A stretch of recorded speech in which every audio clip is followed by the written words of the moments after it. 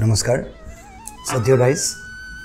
মই মৰিগাঁও জিলাৰ নিৰ্বাচনী বিষয়া দেৱাশীষ শৰ্মাই কৈছিলোঁ আগন্তুক লোকসভা নিৰ্বাচনৰ বাবে আমি সকলোৱে প্ৰস্তুত হৈছোঁ অহা 26 তাৰিখে দ্বিতীয় পৰ্যায়ৰ ভোটদান মৰিগাঁও জিলাত কৰা হ'ব জিলা প্ৰশাসনৰ হৈ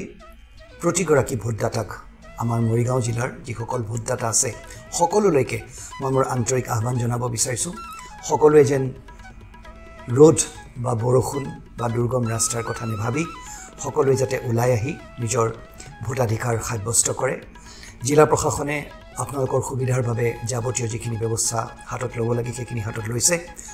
আৰু আমাৰ দৃঢ় বিশ্বাস যাতে আপোনালোক সকলোৱে 2019ত সমগ্ৰ অসমৰ আগশাৰীৰ যিসকল আমাৰ জিলা আছিলে সেই তাত